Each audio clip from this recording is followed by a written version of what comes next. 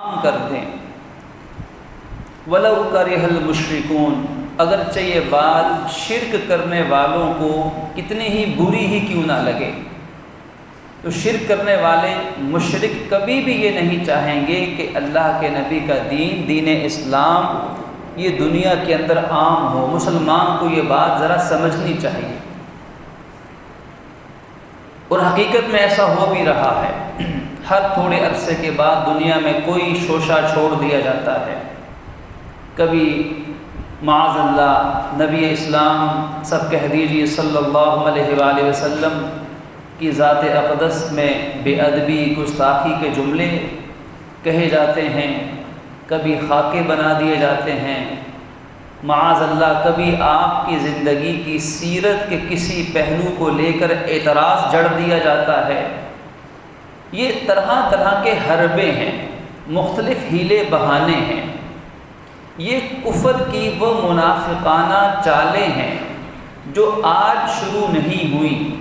قرآن کا مطالعہ بتاتا ہے کہ یہ شروع سے ایسا ہی ہوتا آیا ہے۔ کتنا شروع سے؟ جب سے اللہ نے دنیا میں حق کو بھیجا، حضرت آدم علیہ السلام سے ان کے بعد جو نبی آتے رہے، قرآن کا مطالعہ بتاتا ہے کہ پچھلے نبیوں کے ساتھ بھی ایسا ہی ہوتا آیا۔ نبیوں کا لوگوں نے مذاق اڑایا، نبیوں پہ جملے کسے، ان کی توہین کی، ان کی گستاخیاں کرتے رہے، ان کی راہ میں روڑے اٹکاتے رہے، اور اوچھے ہتھ کنڈے سستی شہرت کے لیے، اپنے سیاسی مفادات کے لیے، اپنی معاشی لالچ کی وجہ سے، اپنے بغض اور عناد کی وجہ سے، اپنی اندھی عقلوں کو لے کر وہ میدان میں نکل آئے اور نبیوں کی مخالفت کرتے رہے اس وقت تک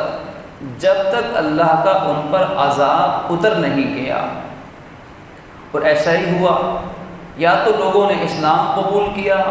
نبی وقت کو مانا، یا مخالفت کرتے رہے اور مخالفت میں ہی مر گئے۔ اللہ نے قبر اور آخرت کا عذاب ان کے لیے تیار کر دیا۔ اور ایسا بھی ہوا کہ بہت سو کو قبر اور عذاب تک، قیامت تک کی مہلت نہیں دی گئی، ان پر عذاب اللہ نے دنیا میں ہی نازل کر دیا۔ اور علماء نے لکھا ہے قرآن و حدیث کی روشنی میں کہ نبی کی توہین چاہے کسی پیغمبر کی ہو، کسی نبی کی ہو، اور اللہ کے نبی تو امام الانبیاء، ہمارے نبی مکرم تو 1.25 لاکھ نبیوں کے بھی امام ہیں صلی اللہ علیہ وآلہ وسلم، اور نبوت اور رسالت تو سب سے عظیم منصب ہے۔ حدیث قدسی میں ہے کہ اللہ رب العزت فرماتا ہے من عاد لی ولی فقد آذنت بالحرب، او کما قال علیہ الصلوۃ والسلام، کہ جس نے میرے کسی ولی کے ساتھ بھی دشمنی کی تو میں اس کے خلاف اعلان جنگ کرتا ہوں، چاہے وہ نبی نہ ہو، رسول نہ ہو، کوئی صحابی ہے، کوئی تابعی ہے، کوئی تبع تابعی ہے، کوئی اللہ کا ولی ہے، کوئی نیک بندہ ہے، اس نیک بندے کے ساتھ بھی خواہ مخواہ کی دشمنی کرنا، اس کا بغض دل میں رکھنا، یہ اللہ رب العزت سے اعلان جنگ لینے کے مترادف ہے۔ اب آپ اندازہ لگائیے کہ اگر ایک عام ولی، ایک عام بزرگ، ایک عام نیک انسان کے ساتھ بھی ظلم کا رویہ اپنانے پر اللہ کی طرف سے اعلان جنگ ہے، تو قربان جائیے 1.25 لاکھ نبیوں کے امام صلی اللہ علیہ وسلم کی توہین پر اللہ رب العزت کی طرف سے کیا نازل ہوگا اور اس کی طرف سے کیا فیصلہ اترے گا، ایک انسان سمجھ سکتا ہے۔ اسی لیے علماء نے لکھا ہے کہ پروردگار عالم اپنے گستاخ کو، شرک کرنے والے کو، شرک کرنے سے بڑی توہین کیا ہوگی، اللہ رب العزت کی بڑی بے ادبی کیا ہوگی کہ کوئی اس کے ساتھ کسی کو شریک بنا دے۔ قرآن بیان کرتا ہے کہ آسمان پھٹ جائے، زمین چر جائے اور پہاڑ ریزہ ریزہ ہو جائیں، اس جملے سے کہ جو کوئی کہتا ہے کہ اللہ نے کسی کو بیٹا بنایا ہے، یعنی شرک کرتا ہے، تو شرک کا جملہ اتنا زہریلا اور خطرناک ہے، کفر کی بات، کہ آسمان و زمین بھی فنا ہو سکتے ہیں، لیکن اللہ نے ان کو روک رکھا ہے کہ ایک وقت مقرر پر اس کائنات نے ختم ہونا ہے، اس سے پہلے نہیں۔ اللہ اپنے مجرم کو، نافرمان کو تو ڈھیل دیتا ہے، دے دیتا ہے، مہلت دے دیتا ہے، لیکن اپنے نبی کے گستاخ کو، نبی کی توہین کرنے والے کو، نبی کی بے ادبی اور مذاق اڑانے والے کو، نبی کی ذات پر اعتراضات کرنے والے کو اللہ کبھی معاف نہیں کرتا، ہاں اگر وہ سچی توبہ کر لے، اور اکثر کو سچی توبہ کی توفیق بھی نہیں ملتی،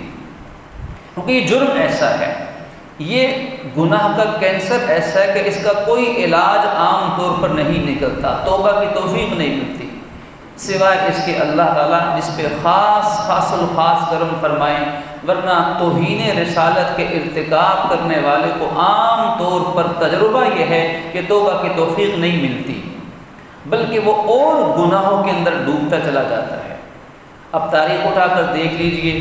ابو لہب حضور کا سگا چچا، لہب شعلے کو کہتے ہیں، بعض علماء نے لکھا ہے کہ اس کا چہرہ بظاہر اتنا خوبصورت تھا، سرخ و سفید تھا کہ گویا کہ چہرے سے شعلے نکلتے، ابو لہب نام پڑ گیا۔ بعض نے کہا اس کے بیٹے کا نام لہب تھا، لیکن اللہ کے نبی کی توہین کو اس نے اپنی زندگی کا مقصد سمجھا ہوا تھا، اور جب تک زندہ رہا حضور کی توہین، مخالفت، اعتراضات، تنقید اور راہ میں روڑے اٹکاتا رہا۔ اس کی بیوی ام جمیل، اس کا بھی یہی کام تھا، اس کا بیٹا عتبہ، اس کا بھی یہی کام تھا، حضور کو گالیاں دینا، حضور کی بے ادبی کرنا، مخالفت کرنا۔ ان تینوں کا انجام کیا ہوا؟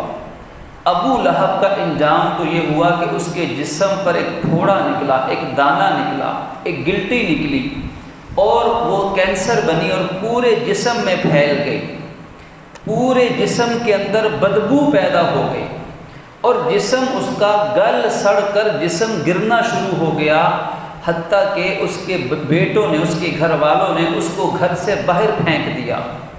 اب وہ باہر مرا، 3 دن تک اس کی لاش گھر کے باہر بے گور و کفن پڑی رہی، گلتی سڑتی رہی۔ لوگوں نے آ کر اس کے بیٹوں کو تانے دیے، برا بھلا کہا کہ بدبو پھیل رہی ہے، کوئی ٹھکانے لگاؤ۔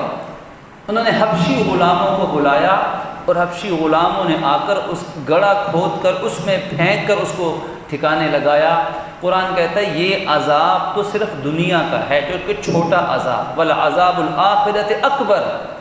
اصل عذاب تو اس توہین رسالت کا اللہ نے آخرت میں دینا ہے۔ ام جمیل کا کیا بنا؟ ام جمیل لکڑی کا گٹھا اٹھا کے جنگل سے آ رہی تھی، فرشتہ آیا، اس گٹھے کو گرایا، جو موٹا رسہ تھا وہ اس کے گلے میں لگا، پھندا لگنے سے وہیں مردار ڈھیر ہو گئی۔ قرآن کہتا ہے فی جیدہا حبل من مسد۔ عتبہ اس کا بیٹا تھا، اس کا کیا بنا؟ یہ اور ابو لہب ایک مرتبہ ملک شام جانے لگے، تجارتی سفر پر، تو اس نے اپنے باپ سے کہا کہ ذرا تھوڑا انتظار کریں، میں ذرا محمد کو معاذ اللہ اس کے سامنے اس کے رب کو اور محمد کو ذرا برا کہہ کے آتا ہوں، کیونکہ دل میں بغض تھا، بدبختی تھی، شقاوت تھی۔ رحمت دو جہاں کے پاس آیا اور اللہ کے نبی صلی اللہ علیہ وسلم کو بھی گالیاں دی، برا بھلا کہا، اللہ رب العزت کی بھی توہین کی۔ اللہ کے نبی ہیں تو رحمت عالم، لیکن زندگی میں 2-4 ایسے مواقع آتے ہیں کہ جہاں آپ کی زبان سے بد دعا نکلتی ہے۔ یہاں بھی بد دعا، جملہ نکل گیا، اے اللہ اپنے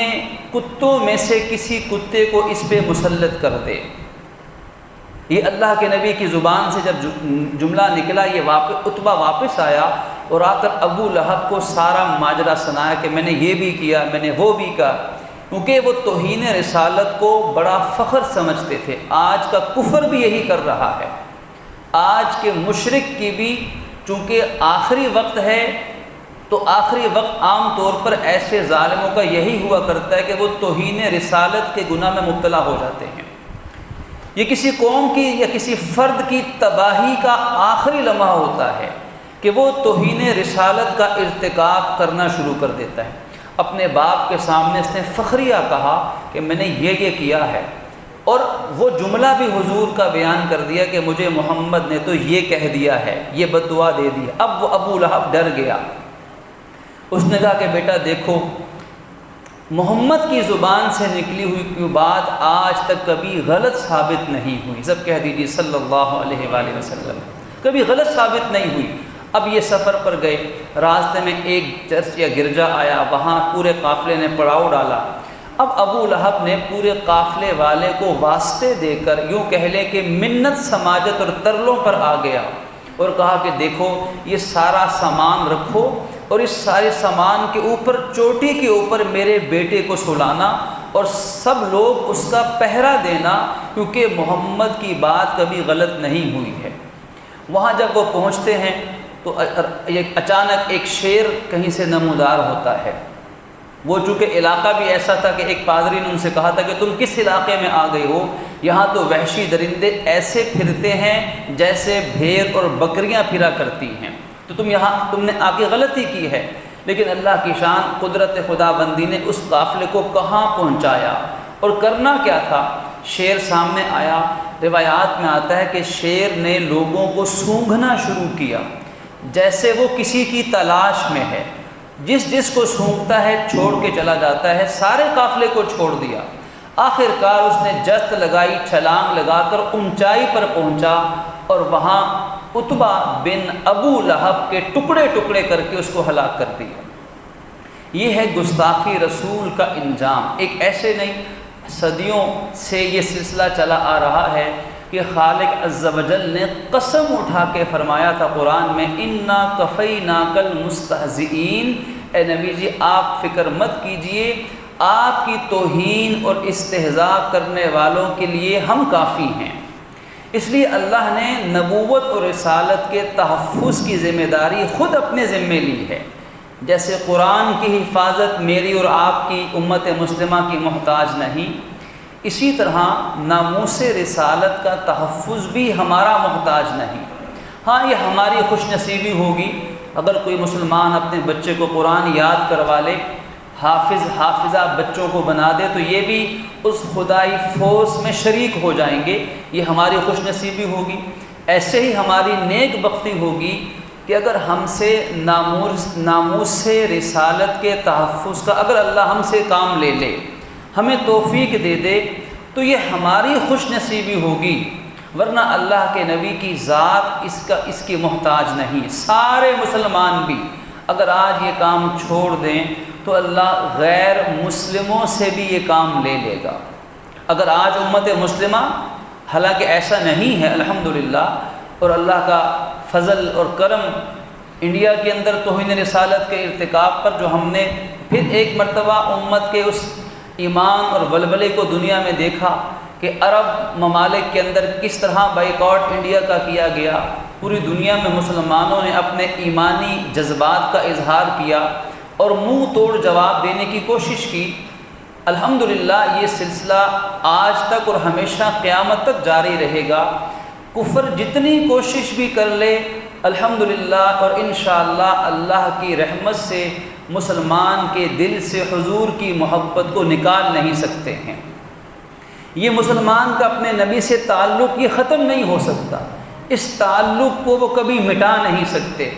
اور سستی شہرت لینے کے لیے ہو، چاہے اپنے سیاسی مقاصد کے لیے ہو، چاہے امت مسلمہ کے ایمان اور ولولے کے جذبے کو چیک کرنے کے لیے وقتاً فوقتاً ایسے اوچھے ہتھ کنڈے اور حربے استعمال کیے جاتے ہوں، بہرکیف امت مسلمہ الحمدللہ اپنے نبی سے محبت کو اپنے ایمان کی اولین اور پہلی شرط سمجھتی ہے، کیونکہ اللہ نے یہ وعدہ کیا، اے نبی جی آپ کی عزت کا تحفظ ہم کریں گے۔ اب اللہ اپنے پسندیدہ بندوں سے یہ کام خود لیتا ہے، اور کیسے لیتا ہے؟ صدیاں اس کی گواہ ہیں۔ صدیاں ایک واقعہ حافظ ابن حجر رحمہ اللہ نے اپنی کتاب در الکاملہ میں لکھا ہے کہ ایک بادشاہ جو مسلمان تھا عیسائی ہو گیا۔ اب وہ اس عیسائی بادشاہ نے جو پہلے مسلمان تھا، عیسائیت قبول کر لی، اس نے ایک تقریب منعقد کروائی۔ وہ تقریب کیسے منعقد کروائی کہ اس میں اس نے عیسائیوں کو بلایا، اور غیر مسلموں کو بلایا۔ ان عیسائیوں میں ایک عیسائی پادری بھی تھا۔ اب اس نے موقع غنیمت سمجھا، اس نے اس بادشاہ کے دربار میں کھڑے ہو کر اسلام کے خلاف زہر اگلنے والی تقریر شروع کر دی، اور وہ زہر اگلتا رہا، اور زہر اگلتے اگلتے نبی رحمت صلی اللہ علیہ وسلم کی شان میں گستاخی کرنا بھی شروع کر دی، برا بھلا کہنا شروع کر دیا۔ اسی محفل کے اندر کسی شخص کے پاس ایک کتا پکڑا ہوا تھا۔ علامہ ابن حجر لکھتے ہیں کہ اس کتے نے اس پادری کے اوپر حملہ کر دیا اور اسے کاٹ کھانا شروع کیا۔ لوگوں نے بڑی مشکل سے اس کو چھڑایا، نکالا، بچایا۔ تو اس پادری نے کمال چلاکی اور عیاری سے کام لیا۔ اس نے کہا کہ یہ کتا اصل میں محمد کی توہین پہ نہیں مجھے کاٹ رہا تھا، بلکہ اصل میں گفتگو کرتے کرتے میں نے اشارہ اس کی طرف ہاتھ کر دیا تھا، تو یہ کتا اس وجہ سے میرے اوپر حملہ آور ہو گیا۔ تو اس نے بات کو دوسری طرف گھما پھرا دیا، اور پھر تھوڑی دیر کے بعد حضور کی توہین کرنا شروع کر دی۔ پھر اس کتے نے اپنے مالک سے رسی کو چھڑا کر جو اس عیسائی پادری پہ حملہ کیا، اس وقت تک اس نے کاٹا اور ٹکڑے ٹکڑے کیے، جب تک وہ عیسائی پادری مر نہیں گیا، جہنم واصل نہیں ہو گیا۔ علامہ ابن حجر لکھتے ہیں کہ اس واقعہ کو دیکھ کر 40,000 کے قریب عیسائیوں نے اسلام قبول کیا۔ کہ اللہ چاہے تو ایسے جانوروں سے بھی، اس لیے کہ نہ اللہ محتاج ہے، نہ دین محتاج ہے، نہ نبی محترم محتاج ہیں۔ یہ تو ہماری خوش نصیبی ہے کہ اللہ اگر ہمیں توفیق دے دے چند جملے حضور کی ناموس رسالت پر کہنے کے، چند جملے حضور کی ناموس پر لکھنے والوں کو لکھنے کی توفیق دے دے۔ کوئی معاشی بائیکاٹ کی کوشش ادنا سی ہو، چاہے دامے درمے سکھنے ہو، چھوٹی موٹی کوشش ہی بائیکاٹ کی ہو، یہ توفیق مل جائے تو یہ اس کی رحمت ہے۔ اور سب سے بڑی ناموس رسالت کے تحفظ کے اندر جو ابتدائی طور پر بات ہے کہ ایک مسلمان کا ایمان صرف توہین رسالت پر ہی بیدار نہیں ہونا چاہیے۔ یہ سوچنے کی بات ہے، یہ ہماری آپس کی غور و فکر کی چیز ہے کہ کیا ہمیں امت مسلمہ کو، ہم مسلمانوں کو اپنے محبت اور عشق کو صرف اسی وقت بیدار کرنا ہے جب کوئی بدبخت اللہ کے نبی کی توہین کرے گا، یا یہ عشق و محبت ہر لمحہ ہمارے دل میں تازہ رہنا چاہیے؟ یقیناً ہے کہ ہر لمحہ محبت رسول کا تقاضا یہ ہے، تحفظ ناموس رسالت کا تقاضا یہ ہے۔ حضور کے جو حقوق علماء نے قرآن و سنت سے بیان کیے، ان حقوق کا تقاضا یہ ہے کہ سب سے پہلے اللہ کے نبی کی ذات اقدس پر یقین کامل، ایمان کامل ہونا چاہیے۔ ایمان کامل کس چیز پر؟ کہ آپ اللہ کے آخری نبی اور رسول ہیں، اور قیامت تک کسی قسم کا کوئی پرانا، کوئی نیا رسول، اور کوئی ذلی، کوئی بروزی، کوئی شرعی، کوئی غیر شرعی، کوئی مستقل، کوئی غیر مستقل، کسی قسم کا کوئی نیا نبی اور رسول نہیں آئے گا۔ حضرت عیسیٰ علیہ السلام تشریف لائیں گے، وہ تو حضور سے پہلے کے نبی و رسول ہیں، ان سے نبوت رسالت چھینی نہیں جائے گی۔ اللہ جس کو نبوت رسالت دے دے اس سے واپس نہیں لیتا، جس کو نہ دے اسے کوئی دے نہیں سکتا۔ حضرت عیسیٰ تشریف لائیں گے بلا شبہ، لیکن وہ امتی ہونے کی حیثیت سے آئیں گے۔ نبی تو ہوں گے لیکن عمل کریں گے امتی کی حیثیت سے۔ ان کے سوا کسی قسم کا کوئی نیا نبی رسول نہیں آئے گا، حضور اللہ کے آخری نبی و رسول ہیں۔ یہ ایمان کامل تحفظ ناموس رسالت کے لیے اولین ہماری ذمہ داری ہے۔ اور آج قادیانیت، مرزائیت کا ناسور اور جو زہر امت مسلمہ میں کوڑ کا مرض امت کو لگا ہے مرزائیت اور قادیانیت کی شکل میں، اس سے ہمیں اپنے آپ کو اور اپنی نسلوں کو، ایمان کو بچانے کی فکر کرنے کی ضرورت ہے۔ آج اسکولوں میں، کالجز میں، یونیورسٹیز میں، حتیٰ کہ ٹیوشن سینٹروں اور اکیڈمیز کے اندر بھی ایسے ہمیں ہوش ربا واقعات مل رہے ہیں کہ قادیانیت ذریت اپنے ناپاک ذریت کو پھیلانے کے لیے ہمارے عصری تعلیمی اداروں کا رخ کر چکے ہوئے ہیں، اور وہاں نامعلوم کس انداز میں ہماری نسل نو کو، ہمارے اسکول و کالج کے پڑھنے والے مسلمان بچوں اور بچیوں کو کس طریقے سے کہیں روپے پیسے کا لالچ دے کر، کہیں عشق و محبت کے جال میں پھنسا کر، کہیں روشن خیالی کے نام پر نامعلوم کس طریقے سے کبھی ربوے کے چکر لگاتے ہیں، کبھی انہیں کہتے ہیں تم استخارہ کر کے دیکھو، تمہیں استخارے میں پتہ چل جائے گا کہ غلام احمد قادیانی ملعون اللہ کا نبی ہے کہ نہیں ہے۔ نامعلوم کس انداز میں آج ہمارے مسلمان بچوں پہ شب خون ماری جا رہی ہے۔ اس لیے ہمیں فکر کی ضرورت ہے کہ کس طریقے سے عقیدہ ختم نبوت کو سمجھیں، اپنی نسلوں کے اندر اس ایمان کامل کو راسخ بنانے کی کوشش کریں کہ اللہ کے نبی پر ایمان غیر مشروط ایمان ہے۔ میں نے اور آپ نے استخارہ نہیں کیا کہ حضور اللہ کے آخری نبی ہیں کہ نہیں ہیں، اور علماء نے لکھا اگر کوئی شخص مسلمان ہوتے ہوئے حضور کے بارے میں یہ استخارہ کرے کہ آپ اللہ کے رسول یا آخری نبی ہیں کہ نہیں ہیں، یہ استخارہ کرتے ہی وہ اسلام سے نکل جائے گا، کیونکہ یہاں استخارہ نہیں چلے گا، یہاں یقین کامل شرط ہے۔ حضور کے بعد کسی بدبخت کے بارے میں اگر وہ یہ استخارہ بھی کرنے کی غلطی کرے گا، جیسے مرزا غلام احمد قادیانی ملعون دجال، اس کے بارے میں اگر کوئی استخارہ بھی کرتا ہے کہ میں استخارہ کر کے دیکھ لوں شاید ہو سکتا ہے نبی ہو، تو یہ استخارہ کرنا ہی کفر سے نکال دے گا، کیونکہ حضور کی ختم نبوت پہ شک کرنا یہ کفر کے مترادف ہے، اور کسی سچے نبی کی نبوت پہ شک کرنا اور کسی جھوٹے شخص کے بارے میں نبی ہونے پر شک کرنا کہ پتہ شاید نبی ہو، شاید مجھے پتہ نہ ہو، چلو کر کے آزما کے دیکھ لیتا ہوں، تو یہ شک یقین اور ایمان کے خلاف ہے۔ تو حضور کی ناموس رسالت اور ختم نبوت کا پہلا تقاضا کہ آپ کی ذات اقدس پر ایمان کامل رکھنا، نبی رسول اور آخری نبی ہونے کی حیثیت سے۔ دوسرا پھر آپ کی ذات اقدس کی محبت، الفت، آپ کا عشق، وہ کائنات میں اللہ عز و جل کے بعد سب سے زیادہ ہونا ہمارے ایمان کا اولین تقاضا ہے کہ کائنات میں کسی سے وہ محبت روا نہیں رکھی جا سکتی جو محبت جس محبت کے مستحق ہمارے نبی محترم ہیں۔ ایمان کے بعد محبت ہے، محبت کے بعد اطاعت ہے کہ حضور کی اطاعت اللہ کی اطاعت ہے، حضور کی اطاعت میں زندگی بسر کرنا، ہمارا مال، جان، عزت، آبرو، زندگی، جوانی، سرمایہ، صلاحیت، ہماری عہدہ اور پوسٹ اور ہمارا منصب، ہمارا سب کچھ وہ حضور کی محبت اور اطاعت میں قربان کرنے کا جذبہ دل میں رکھنا کہ اگر وقت نے مانگا، خون مانگا تو خون دیں گے، جان مانگی تو جان دیں گے، مال مانگا تو مال دیں گے، اولاد مانگی تو اولاد بھی قربان کر دیں گے۔ حضور کی ناموس رسالت آپ کی عزت اور عظمت کی خاطر اور آپ کی اطاعت کی خاطر، آپ کے حکم کی تعمیل میں اگر ہمیں سب کچھ بھی قربان کرنا پڑے تو صرف یہ زبانی کلامی جمع خرچ نہ ہو،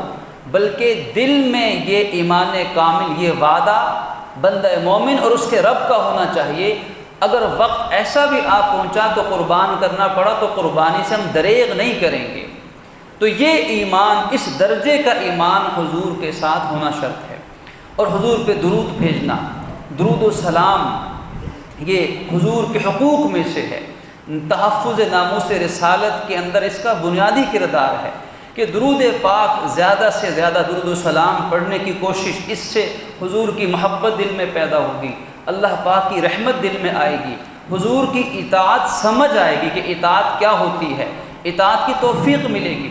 اور پھر اپنے جائز وسائل کو اختیار کرتے ہوئے ناموس رسالت کے تحفظ کے لیے کوشش کرنا۔ سوشل میڈیا بڑا میدان ہے، پرنٹ میڈیا بڑا میدان ہے، پوری دنیا میں حضور کی ناموس رسالت کے اس مشن کو آگے پھیلانا، چراغ سے چراغ جلانا۔ اللہ نے کسی کو لکھنے کی طاقت دی ہے وہ لکھ کر، بولنے کی طاقت دی ہے وہ بول کر،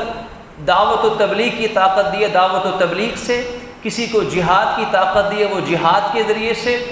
تجارت کی طاقت دی ہے وہ حضور کی سنت تجارت کے ذریعے سے دنیا میں حضور کے مشن کو پھیلانے والا بن جائے۔ کہ اللہ کے نبی نے جس مقصد اور مشن پہ زندگی گزاری ہے اس مقصد پہ ہماری زندگی لگ جائے۔ صحابہ کرام کی زندگیوں کے اس کے علاوہ کوئی مقصد باقی نہیں رہا تھا کہ ہر صحابی، ہر تابعی، ہر تبع تابعی ان کی زندگی کا بس ایک ہی مقصد تھا کہ میرے آقا جیسے زندگی گزار کر گئے، مجھے جہاں انہوں نے چھوڑا ہے بس میں تو اسی راستے سے ان کے نقش پا پہ چلتا رہوں گا، کہ اپنی انا اور اپنے مفادات ختم ہو گئے۔ یہ جذبہ اور یہ مشن، اور اس میں ہمیں یہ بھی چاہیے کہ خدا نخواستہ محض شک کی بنیاد پر کسی بے قصور پر توہین رسالت کا الزام عائد کرنا بھی بدترین جرم ہے۔ قانون کو اپنے ہاتھ میں لینا بھی بدترین جرم ہے،